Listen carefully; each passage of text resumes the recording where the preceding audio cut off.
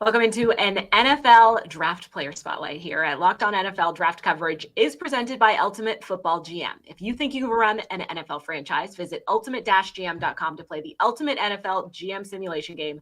Start your dynasty today.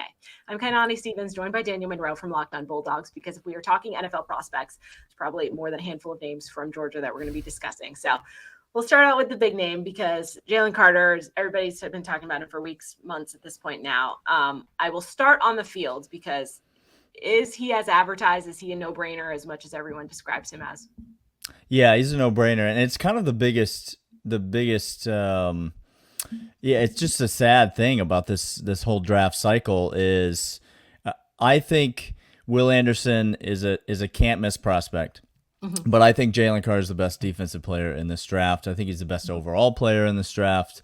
And I think you've been seeing it at Georgia for a couple of years now. Even when there were bigger names like Jordan Davis and Devontae Wyatt, both first-round draft picks last year on that defensive line, Jalen Carter was the best player. He's been the best defensive player at Georgia for a few years now, and he is as advertised. He can get after the quarterback. He can stop the run. He can do it all. Obviously, we have to talk about the off-field issues. Everybody's been talking about it for a while.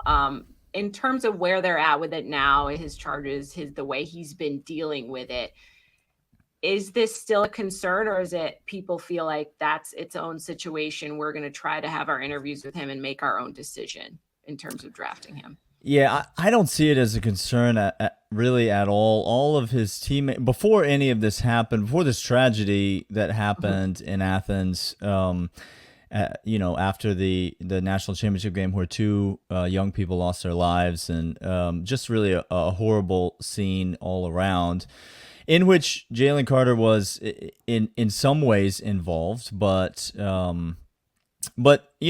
submitted himself to authorities when he was required to, and answered all the questions and went through all the process.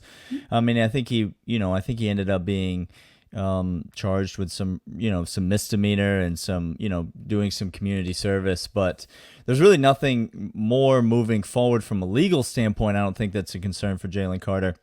And NFL GMs are going to do what NFL GMs do, which is overanalyze every situation, under the sun.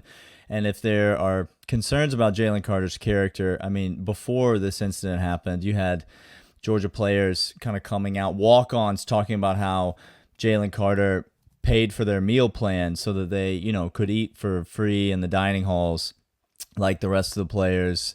I mean, he's just been a great teammate. He's been great on the field. He's had nothing going on off the field, and was unfortunately very near to a tragic event that is probably going to follow him around forever, but that it really doesn't seem like he had very much to do with from a guilt standpoint, at least.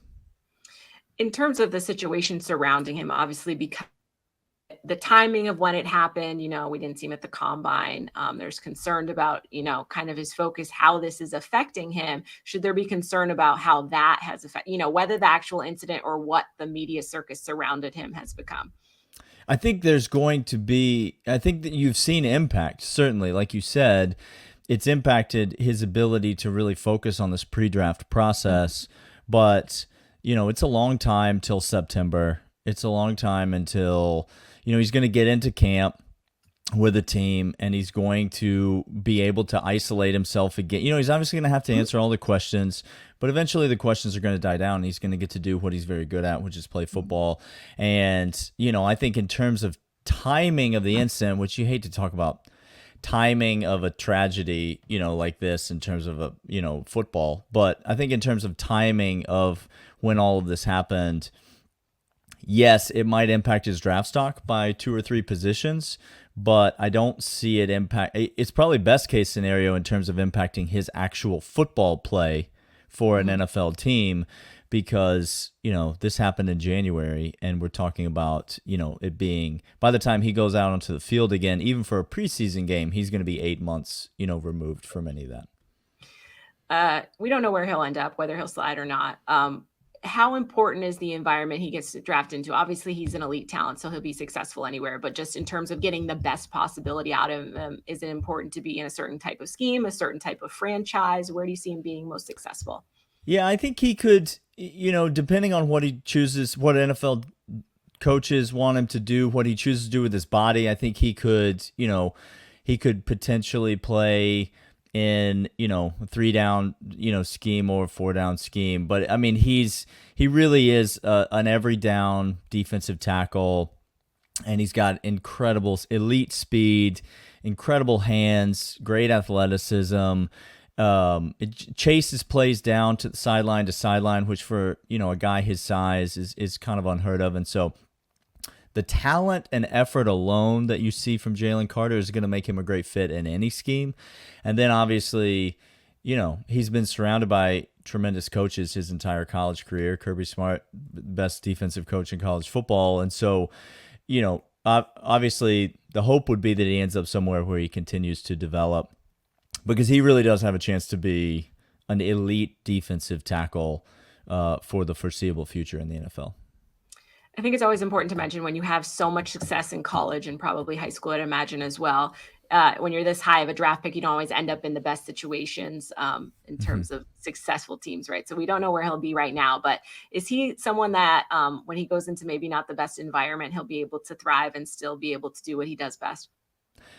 I think so, because, in a lot of ways, especially in a position like that, he's playing right at the point of attack. And so unlike maybe a guy who's playing on the, on the second level, a linebacker or something like that, he's not necessarily relying on other players to do their job as much for him to be able to do his job. He's winning one-on-one or one-on-two matchups consistently, and that's sort of his role on the team. And so, and then, like I mentioned a moment ago, I think a lot of times what you see out of these elite players is a lack of drive, a lack of effort sometimes on some of these, plays. But you haven't really ever seen that from Jalen. You've never seen him slow down. You've seen him chase things down. You've seen him give max effort. And so I think those things will help him, even if he ends up on a team that's, like you said, maybe not the best defensive situation for him. I think the fact that he's, he really is kind of on his own little island there in the middle of the defensive line. He's looking at a guard, he's looking at a center, he's looking at a double team.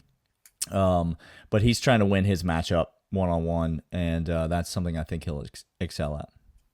No doubt he'll be coming through and delivering on the field. We just have to see where he gets drafted and where he ends up. Locked On Bulldogs will have full coverage for you whenever he does have his new NFL home. All of this is part of the Locked On Podcast Network, your team every day.